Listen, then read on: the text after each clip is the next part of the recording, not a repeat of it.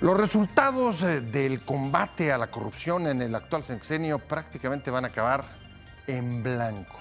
La PGR acumula más de 500 casos de desviaciones de recursos, de expedientes abiertos sobre desviaciones de recursos sin que haya concluido ninguno y además sin que haya procesados ni haya responsables de estos, a pesar, como usted sabe, de los escándalos que salpicaron la administración del presidente Peña Nieto y que fueron dramáticos en el caso, por ejemplo, de los gobernadores. Ahí sí han sido señalados y procesados o están en proceso, han sido detenidos, por ejemplo, el de Veracruz. Pero en los otros casos, en la mayoría de los otros casos, no ha habido ningún procesado y ninguno ha sido sancionado. De esto vamos a hablar hoy en Opiniones Encontradas. Muchas gracias por estar con nosotros en este programa en el que todas las ideas se pueden cuestionar siempre que se debatan. Soy José Buendía y le dejo mi Twitter, José Buendía MX. Buenas tardes, bienvenidos a Opiniones Encontradas.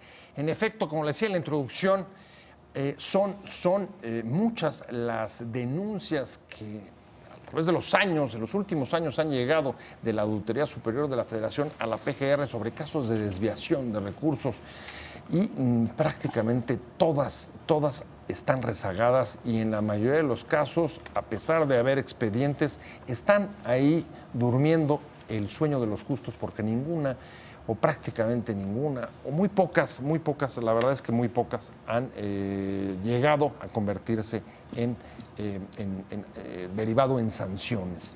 Al mismo tiempo, la propia Auditoría Superior de la Federación en los últimos meses, desde el cambio que hubo en su titular, ha disminuido considerablemente la presentación de denuncias en un sexenio que, como usted sabe, ha sido marcado por los escándalos y las denuncias de corrupción y que en buena medida fueron uno de los temas que planearon sobre los comicios presidenciales de julio pasado y que supusieron un fuerte castigo para el gobierno en las urnas. De esto vamos a hablar hoy en Opiniones Encontradas porque además, junto con todo esto, la verdad es que las investigaciones y las sanciones de la propia Contraloría a los funcionarios involucrados en las denuncias también han resultado solamente en niveles menores y en la mayoría de los casos ahí también se ha cebado una impunidad que en general afecta buena parte de los casos y las investigaciones sobre corrupción en el país. Y por eso me da mucho gusto que esté hoy conmigo Mario Velasco. Mario, ¿cómo estás? Un placer. Gracias, Pepe. Gracias por invitarme. Tenerte, especialista en asuntos de corrupción, también de transparencia. Acaba de escribir también un libro interesante, con prólogo de José Ángel Gurría, secretario general de la Organización de la OCDE. Así es. Y con José Luis Romero Hicks. Él fue también del Banco Interamericano, ¿no? No, del Banco de Comercio Exterior. Bancomex, perdóname. En el sexenio de Vicente Fox. De Fox. Aquel sexenio en el que se iban a agarrar a los peces gordos y desde ese que no cayeron. Y ni a los charales agarraron. Ni a los gordos, ni a los flacos, ni a ninguno. Ni a ninguno.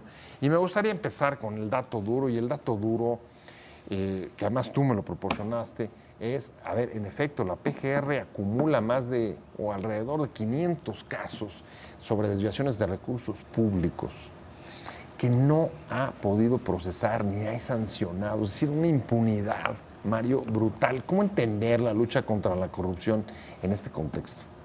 Bueno, yo creo que, como tú sabes bien, desde el 2014 y parte de la reforma política era precisamente crear una Fiscalía General de la República, una Fiscalía Nacional y también un Fiscal Nacional Anticorrupción. Y en el 2014 inicia el proceso desde el Senado, empieza la búsqueda para lograr que exista este fiscal anticorrupción, dependiente obviamente del fiscal general. Y ese proceso se llevó a cabo, pero no prosperó el nombramiento. Casi más de 30 personas alrededor en aquel momento fueron examinadas por las Comisiones Unidas de Justicia y Anticorrupción del Senado y se pospuso esa convocatoria, ese evento, Y hasta el 2016, diciembre, se volvió a abrir una convocatoria para un segundo proceso. Se supone que ahora sí se iban a poner de acuerdo. Y en el 2017, en marzo, se volvieron a comparecer, incluso algunos de los que comparecieron el 14 y no fue nombrado, pese a las presiones de la sociedad civil y de muchos organismos autónomos. ¿Por qué? Porque no se ponían de acuerdo en la reforma del 102 constitucional, que es la autonomía de la Fiscalía General, y erga omnes, lo accesorio sigue lo suerte de la principal, del fiscal anticorrupción. Pero hay una cosa que me preocupa, Mario. A ver, sí, en efecto, podrías hablar de falta de los instrumentos legales, en este caso la fiscalía que señalas es una fiscalía autónoma, pero incluso con los recursos con los que contamos, en este sexenio vimos procesos o detenciones espectaculares como la detención y encarcelamiento del Bester Gordillo. También vimos cómo finalmente procedieron contra Javier Duarte. El exgobernador de Sonora también. Exactamente, gobernador de Sonora. Padres. ¿Qué renunció al PAN? Y vimos, vimos también el caso de Quintana Roo. Sí. Es decir, no parece que solamente sea un asunto de instrumentos jurídicos. Y no solamente eso, también el caso de que asuntos que se han arrastrando desde el sexenio de Calderón en cuanto a algunas universidades que hicieron mal manejo de recursos. La estafa maestra. Y con Aculta y esta situación, y que quedó en revisión. Llamaron, se abrió una carpeta de investigación, en aquel entonces una averiguación previa, porque ahora son carpetas de investigación dando el esquema del sistema penal acusatorio. Y pues llamaron a la gente, llamaron a los testigos, tomaron declaraciones, pero no pasó nada. Bueno, ahí lo que tengo son 17 denuncias que han llegado a la PGR por la estafa maestra a la que te estás refiriendo, estas operaciones con las universidades que creaban incluso empresas fantasmas para realizar proyectos que nunca se llevaban a cabo. O vender vacas o pollos o cuestiones de ese tipo, ¿no? Con un monto de presunta desviación de recursos por 3,000 millones de pesos. Bueno, existe en la PGR unidades de delitos cometidos por servidores públicos, lo cual depende de la Subprocuraduría de Delitos Especiales, Delitos Federales, la CEIDEF. Pero esta unidad pues no tiene los recursos ni las capacidades institucionales necesarias a mi juicio, porque es una jefatura de unidad, no es una subprocuraduría.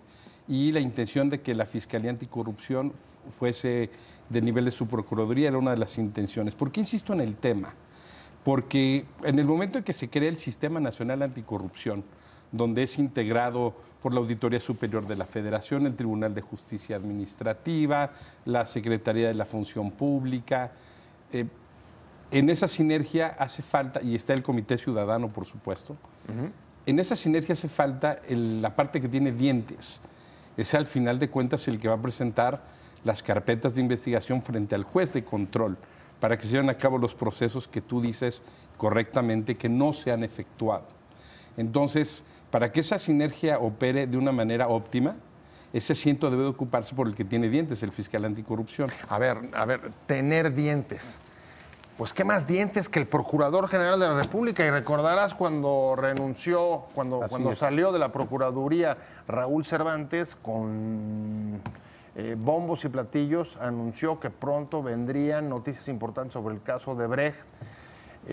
Siendo México, pues como todos sabemos, el único país en América Latina en el que las denuncias sobre los sobornos de esta empresa brasileña y desviaciones de recursos a las campañas políticas es el único donde no hay... No prosperaron. No hay soluciones y tampoco hay ni sancionados ni procesados.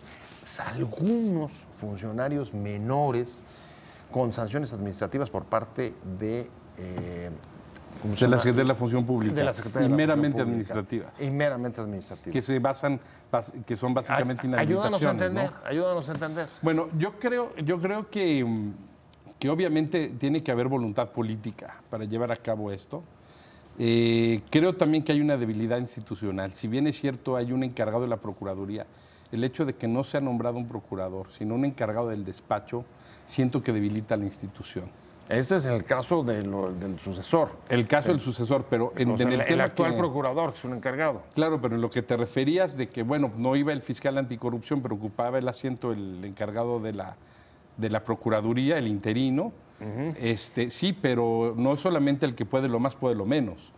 Es también que se necesita un fiscal anticorrupción que esté abocado exclusivamente para los temas que competen al sistema, están en su férula y que son precisamente las acusaciones de las que hablas. Es decir, el sistema opera, se sientan todos y dicen, bueno, aquí consideramos que hay elementos fiscal para que procedas. A ver, en el caso de Brecht, tienes, tú me lo comentabas, expedientes abiertos sobre cohecho y soborno de parte de empresas internacionales en la PGR. Bueno, evidentemente no se ha con eso? prosperado porque no hay voluntad política, sin duda. Hasta este momento no la ha habido. Sin embargo, yo escuché al procurador en una entrevista hace algunas semanas, al encargado de la Procuraduría, escuché que iban a dar sorpresas pronto en torno al tema. No sé si todavía esté bajo el beneficio de la duda. Oye, pero parece una revista, de esas revistas rosas que se repartían por facsímiles en los periódicos, porque es la segunda vez que escuchamos esto. Ahora sí vienen noticias importantes. Al mismo tiempo que tienes casos como, por ejemplo, el de la lideresa de los maestros, que hay, ex lideresa, perdóname, que pues se aventó buena parte, casi todo el sexenio en prisión. Y luego usted ¿Cómo opera la justicia ahí?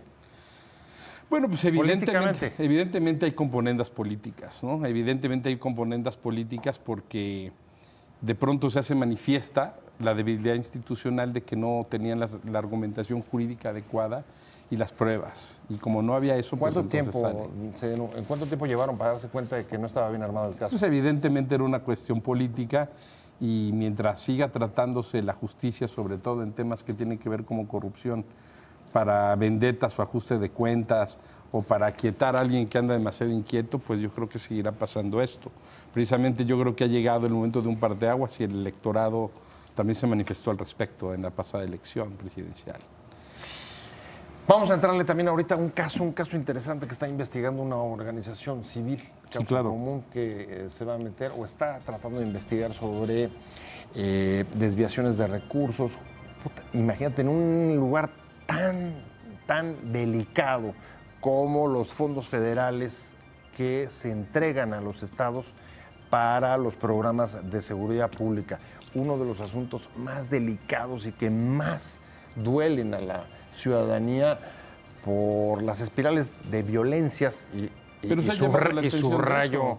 ¿Perdón? Pepe, se ha llamado mucho la atención de eso. En Guanajuato, recursos que estaban etiquetados incluso por la Auditoría Superior de la Federación y Hacienda y le daban seguimientos, en lugar de comprar patrullas se dedicaban a otro tipo de menesteres. Y como en ese estado pasó en muchos más y se ha señalado oportunamente a nivel local. También a veces lo que sucede en los estados no permea hacia arriba a la federación. Yo creo que también parte de la sinergia del sistema es que recuerda que hay un mandato para que todos los estados y las legislaturas locales se pongan a la par con el Sistema Nacional Anticorrupción, replicando el sistema a un nivel local para que funcione óptimamente. Bueno, y ahí lo que hemos visto en contrasentido de lo que estás diciendo es más bien gobernadores que dejan los cargos y han tratado de imponer o dejar a sus propios fiscales, sus versiones de fiscales carnales. Así es.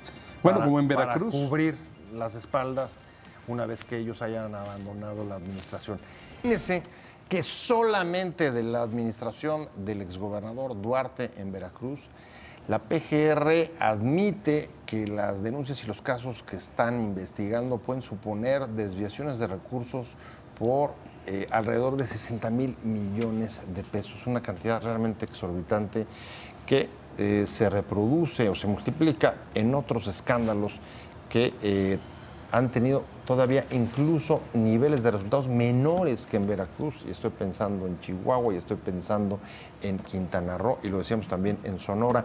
Realmente los resultados del combate contra la corrupción en el actual sexenio van a quedar casi en blanco, Mario.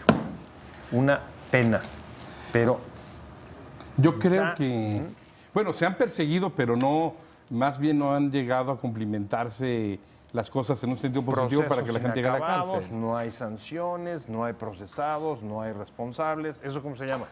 Bueno, Se llama impunidad. pero también si pierden los casos, yo difiero un poco de ti. Ajá. Si pierdes los casos, no es impunidad.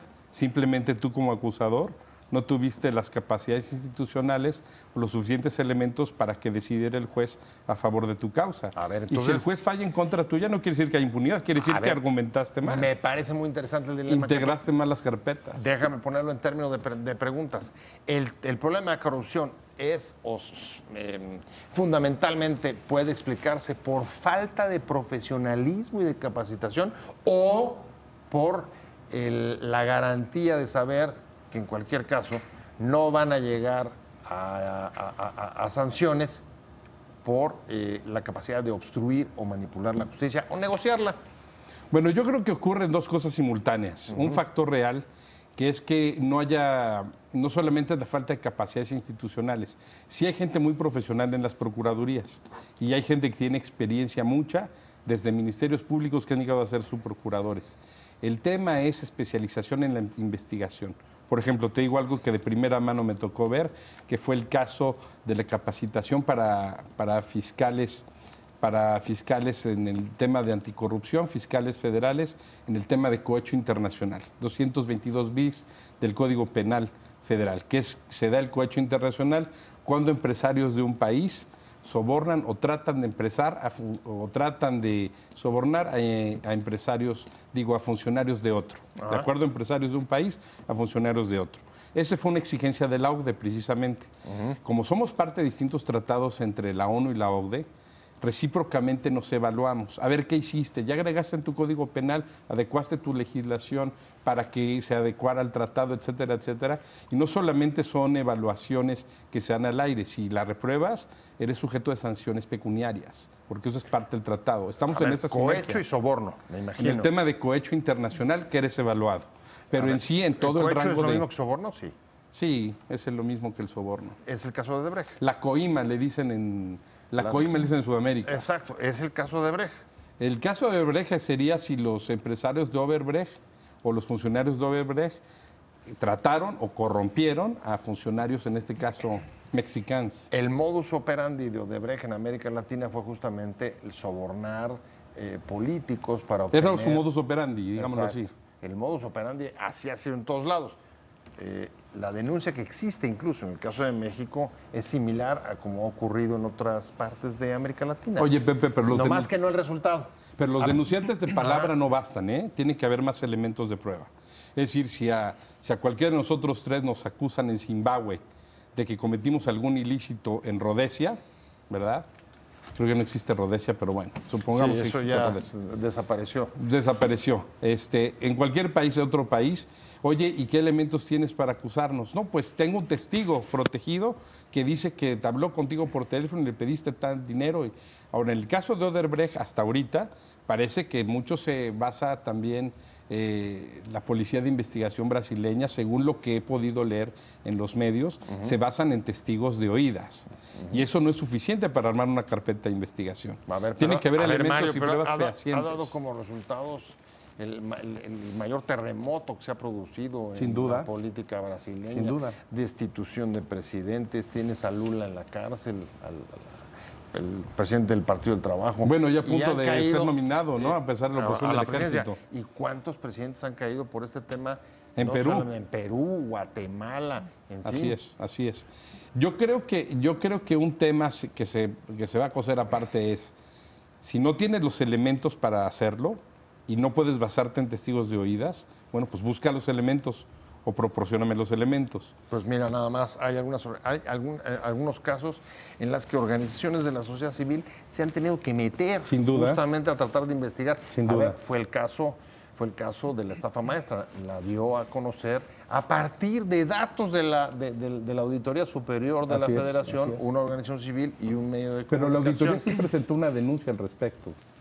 La Auditoría Superior de la Federación. Había denuncias, pero digamos que la investigación sobre todo el mecanismo que se utilizó para la desviación de recursos a través de las licitaciones para proyectos o universidades que acababan en empresas fantasmas fue o vino de una investigación de una ONG. Evidentemente hay un arco de impunidad terrible, ¿no? Sin duda, sin duda. Y ahí me da gusto que esté también con nosotros hoy aquí en el estudio Krishna Kuchkatla Méndez. ¿Cómo estás, Krishna? ¿Qué tal, Krishna, ¿Qué tal, Mario? Sí. Un placer tenerte, porque en Causa en Común, una organización especializada en asuntos de seguridad pública, capacitación de policías, reformas policíacas, etcétera, ustedes se han metido a investigar. ¿Qué es lo que están haciendo y qué es lo que traen? Sí, justo en este marco de corrupción, impunidad y justo de voluntad política, como decía Mario, dos bases que tenemos. Primero, para analizar el Fondo de Aportaciones para la Seguridad Pública y por qué estamos analizando ese fondo. Una es que la auditoría ha documentado desvíos, como comentabas, en Guanajuato. Nosotros tenemos ahora, por solicitudes de información, desde 2013 a 2017, todas las auditorías de cada estado. Y encuentras que a nivel de entidad reciben el fondo en una cuenta de banco exclusiva que también genera intereses, y recibiendo el fondo lo mueven a otras cuentas.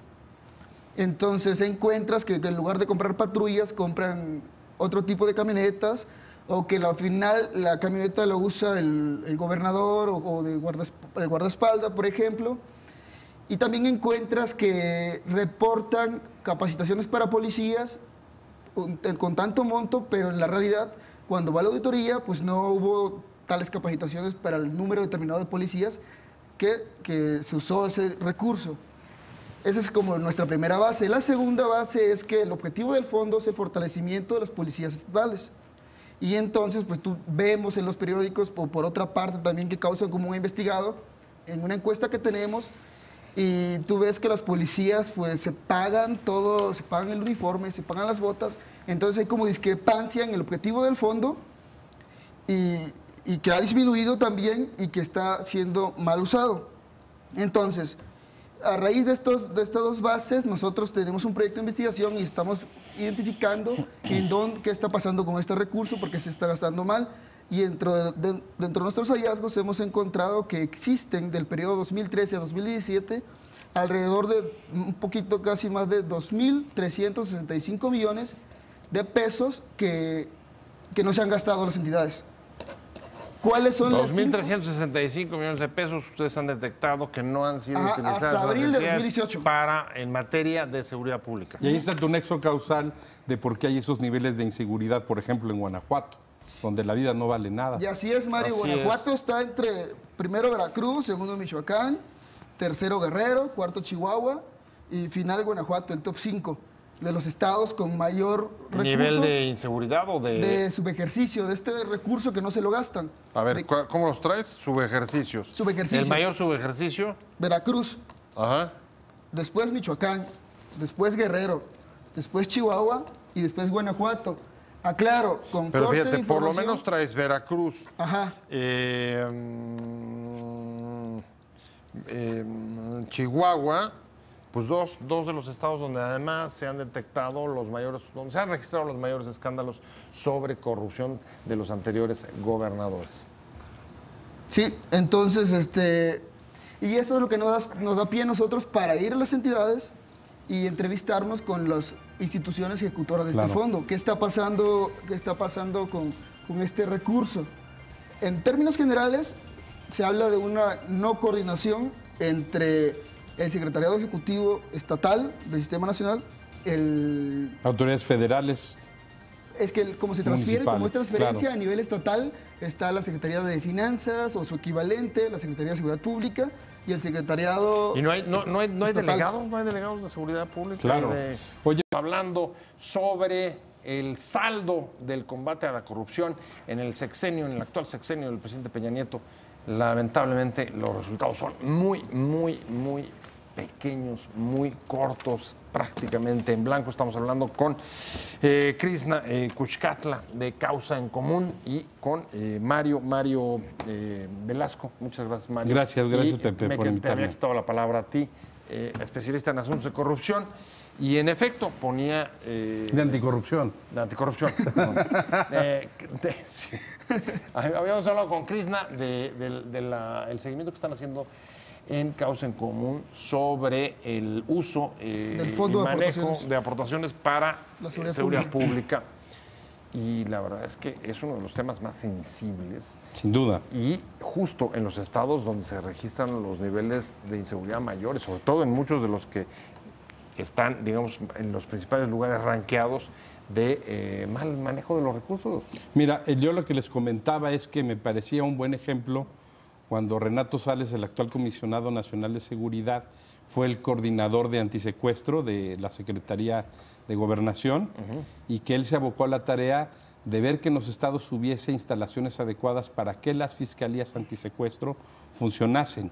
Y cuando lo hizo y vio que se aplicaran esos recursos que se enviaban para ese rubro, sí hubo resultados incluso en el corto plazo. Incluso la señora Morera atestiguó que Renato Sales había hecho un buen trabajo en el tema del antisecuestro y sí había disminuido el índice. Entonces, realmente también lo que tenemos es que ahora nos enfrentamos a unas resistencias de los gobernadores para que exista un mando único de la Policía Federal, porque la mayor parte de los municipios del país, bueno, no la mayor parte, pero casi la mitad, carecen de policías municipales y los otros ganan aproximadamente 4,000 pesos mensuales. Entonces, enfrentar a la delincuencia organizada, huachicoleros, traficantes de drogas, que aunque son delitos federales, pero permean en lo municipal, es difícil resistirse para ellos también si la opción es de metales. ¿Te gustan los metales y qué prefieres, la plata o el plomo? Pues evidentemente van a preferir la plata o hacerse un lado. Entonces también hay que mejorar las capacidades institucionales, que se apliquen los recursos, pero por parte de los gobernadores. Y lo ven eso ambos, de los puntos, ambos, duda. de lo que hemos sabido hasta hoy, del programa o el plan de seguridad del López Obrador, del próximo gobierno. ¿Ven que vaya por ahí, fortalecer las capacidades institucionales? ¿Creen que puedan por ahí? ¿Cómo lo ven? Pues las coordinaciones, mira, las coordinaciones, muchos estados, yo estoy en desacuerdo, por ejemplo, con lo que dijo el candidato electo de Jalisco, Alfaro. Que Alfaro dice, no, es que les recordamos acerca de la soberanía del Estado de Jalisco. Los estados de México no son soberanos, son autónomos. Lo único que es soberano es la federación. Se ha confundido a nivel estatal la soberanía con que el Estado puede eternamente hacer lo que quiere, y no es así. Encima del Estado está la federación. Tú lo que dices es que el próximo gobierno sí tendría el presidente facultades para mandar delegados políticos a los estados. Existen ya los delegados. El manejo de los recursos. Las delegaciones federales son delegaciones administrativo-políticas. El delegado del CISEN o de Gobernación o de la Policía Federal o de cualquier organismo de seguridad o inteligencia del Estado que tenga una delegación en cualquier estado, evidentemente tiene un manejo jurídico, político, administrativo. Pero, a ver, hasta hoy, y me imagino que también tendría que ser así en el caso de los delegados políticos que quiere poner el gobierno, no manejarían recursos. No manejarían recursos, O sea, pero sí vaya, pueden vigilar. por ejemplo, este fondo, Sí, el fondo justo. 33, no bajaría por esos delegados. No, pero pueden vigilar o atestiguar también, Cierto, Pepe. pueden- Pueden atestiguar y decir, oye, en este estado tal está sucediendo que estos recursos para este rubro de seguridad pública, capacitación, mejorar armamentos, salarios, porque es todo un rubro muy amplio, que no es nada más salarios o nada más equipamiento. Tiene que ver con contrataciones, con No, son 10 programas prioritarios, 10 que programas incluye prioritarios, así el es. 911, que incluye también es. desaparecidos, que incluye... la desaparición forzada. Ajá. Sí, entonces, pero sí, justo esto considero que es, te permite vigilar porque entre nuestros hallazgos es que parece que hay un sistema feudal a nivel estatal, porque el policía necesita botas. No parece, Krishna. Hay un sistema feudal para Cierto. El policía necesita botas, entonces la gente de la secretaría, de la corporación, va con el secretariado, necesitamos botas. El secretariado dice, bueno, voy con el de finanzas, queremos comprar botas. El de finanzas dice, pues el recurso no hay, lo utilicé para otra necesidad. ¿Con quién vas entonces? ¿Con el gobernador? Que puedo ser la comida de fin de año para la policía, por ejemplo. Entonces es como un sistema Así de coordinación. surrealista es, ¿eh? Y sabes, es que lo que comentaban al inicio es que también lo ha documentado la auditoría. O sea, no Claro. es una información que no es el hilo Ambigua, que negro. no esté Claro. abierta al público. Y entonces, en su opinión, ¿es una buena respuesta a los delegados? Es una respuesta que vamos a darle, yo le voy a dar el beneficio de la duda. Porque también se tiene que respetar el tema del federalismo y sí las competencias estatales y por supuesto las municipales. Pero vamos a darle el beneficio de la duda y no hay que satanizar esos delegados porque siempre ha habido delegados. Krishna, ¿causa en común estaría a favor de los delegados? Bueno, es una pregunta que creo que no me compete responderla, pero A nivel personal, pues el beneficio de la duda, como dice Mario. El beneficio de la Pues duda, un porque sí, tú también, es Pepe, un tema. es un Tú tema. también le vas a dar el beneficio de la duda, ¿no? Un asunto que ha levantado realmente ámpula Sin duda. y críticas Sin duda. por el impacto político que puede tener, ¿no? Pero recordemos que Fox no quería meterse, cuando fue su sexenio, no quería meterse con los gobernadores para no tener problemas. Y si tú buscas los puntos de inflexión, casualmente es en el foxismo, donde ocurre que los gobernadores empiezan a actuar de una manera autonómica tremenda, ¿eh? Y un poco también con Calderón. A ver, pero la pregunta hoy, digamos, central sería si esto puede contribuir a evitar la desviación de recursos y la corrupción. Sin duda. Sí, porque ya vas a tener más ojos. Mira, es arrojar luz sobre la oscuridad. Tienes que poner más ojos. Entre más ilumines las partes oscuras y más pongas ojos, Bueno, que cuidado, también va a depender Ahora, quién, ¿no? ahora, si son Claro. ojos, si son ¿Quiénes son ojos los ojos? políticos, ¿Quiénes son los ojos? También va a depender. bueno, los nominados para esos lugares Pero tendrá que tener son los instrumentos aspirantes también. a la gubernatura, nada más y nada menos. pero tendrá que ceñirse a la ley también, ¿eh? Ese es el beneficio de la duda. Es que, por ejemplo, en el caso del fondo, de acuerdo a los lineamientos de este fondo del 2017 y de la ley de disciplina financiera, te dice que el recurso que no te gastaste lo tienes que devolver. Entonces, los estados, si no tienen recurso, ¿de dónde están devolviendo el dinero? Es decir, ellos dicen lo devolví, ¿no? Y eso pasa también, aunque haya más ojos, eso le ha pasado a la auditoría. Así es. Porque la auditoría va y te dice, ¿este dinero dónde está? El Estado, en ese momento que está la auditoría ahí, regresa el dinero y aparece el dinero en la cuenta bancaria. Se va a la auditoría y ¿qué pasa después? Entonces, Pues nada más claro que el título de tu libro, Contra la Oscuridad. Esa clase de prácticas son siempre, como los vampiros, al cobijo de la noche y de la oscuridad. Muchas Así es. gracias. A mí se me terminó el tiempo. Ha Gracias, sido un Pepe, por placer invitarnos. tenerlos a ambos. Muchas gracias, Krishna. Gracias, Pepe. Cucachla. Cuchcatla. Mendoza, muchas gracias. Mario. Gracias a ti, Pepe, por Velasco, muchas invitarnos y el gracias. espacio. Muchas gracias a los dos. Ha sido un placer poder discutir con ustedes. Pero sobre todo, muchas gracias a usted por habernos acompañado durante toda la semana y hoy también, ya fin de semana, viernes. Que tenga un buen periodo de descanso de aquí al lunes, que además el lunes regreso a clases. Buen fin de semana, que le vaya muy bien. Hasta luego. Adiós.